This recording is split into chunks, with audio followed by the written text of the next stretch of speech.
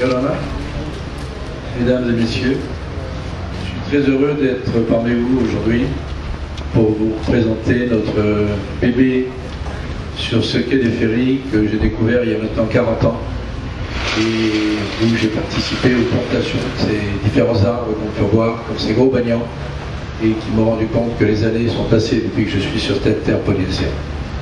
Sachez que j'ai toujours été très sensible à l'architecture qu'il y a dans ce pays. J'ai, à travers les réalisations, les hôtels, les occasions qui m'ont été données, de faire transpirer un petit peu ce que je ressens. Et je souhaiterais que, quand je ne serai plus architecte, les jeunes, les nouveaux, les architectes poursuivent cette démarche pour contribuer au développement de ce pays et y apporter des attraits complémentaires. Ce pays est déjà tellement beau que je pense que ce que nous devons y faire doit essayer d'être aussi beau, donc tout en restant modeste. Alors, ce qui est particulier dans ce projet, c'est qu'il y a une double fonction. Il y a d'abord, c'est une gare maritime qui n'est pas simplement destinée à des passagers, c'est une gare maritime qui est avec une mixité, il y a les véhicules et il y a les passagers. On le voit quotidiennement quand on vient sur les quais. On voit ces gens qui se précipitent pour aller travailler, d'autres qui descendent avec leur véhicule. Tout ça, ça engendre des risques.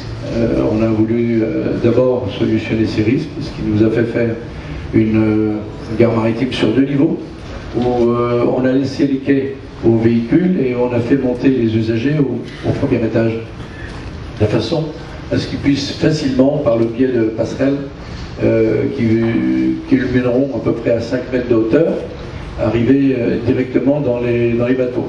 Je remercie d'ailleurs les armateurs à cette occasion, ainsi que le port autonome et toute son équipe, qui nous ont amenés à affiner les parties fonctionnelles et notamment cette accessibilité aux véhicules.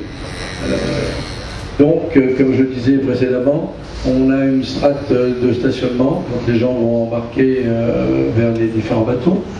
Les passagers, eux, pourront aller au premier étage, prendre leur ticket, et comme ça se fait dans les aérogares, stationner dans des halls prévus à cet effet, des salles d'embarquement, ils auront leur ticket.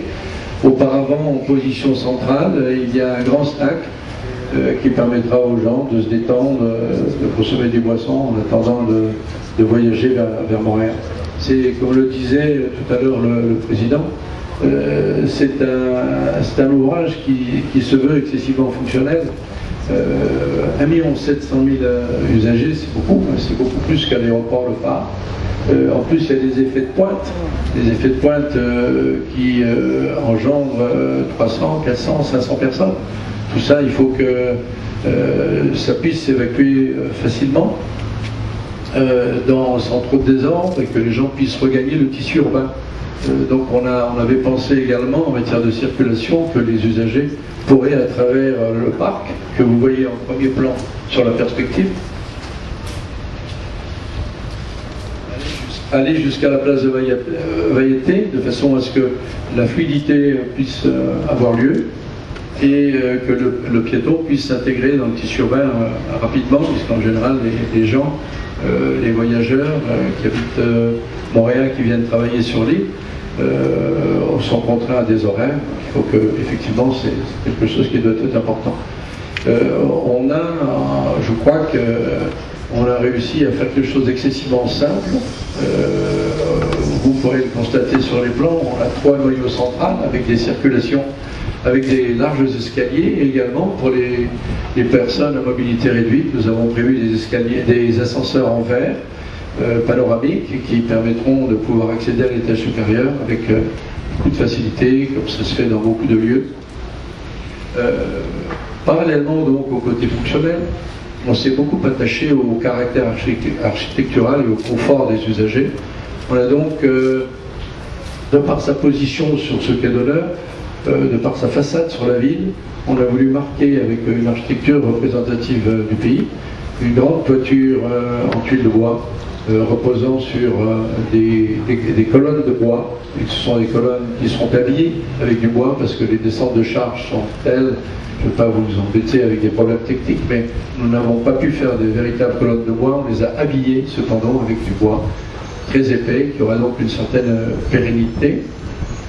Pérennité également que nous avons voulu également dans le choix des matériaux assurer, parce que ce sont des bâtiments qui sont très fréquentés, ce sont des bâtiments qui souffrent, et on ne veut pas faire un bâtiment qui soit agréable pendant 2 ou 3 ans, et puis qui soit d'un très mauvais vieillissement, et un côté un petit peu désagréable.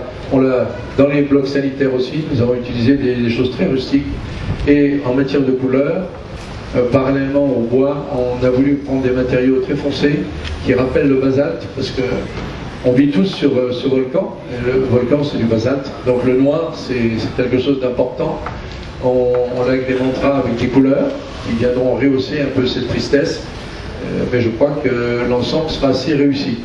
On amènera des touches contemporaines en mettant notamment dans les garde-corps des ensembles de crosses et de câbles en inox qui, là aussi, ne nécessiteront pas d'entretien. Parce que l'entretien, quand on dessine des bâtiments, il faut penser qu'on ne peut pas s'amuser à les repeindre tous les ans, que ça coûte très cher. Donc on a essayé, là aussi, pour les questions de maintenance, de minimiser les coûts. Moi, je suis très fier de ce bâtiment. Je suis très content qu'il se réalise. J'avais peur qu'il reste dans les tiroirs, parce que pour un architecte, c'est toujours frustrant de dessiner des jolies choses et de se dire que personne ne va les voir, et que vous, comme moi, on aura vraisemblablement plaisir à cheminer dans ce bâtiment. Et je vous remercie de m'avoir confié cette réalisation dans ce pays que j'aime.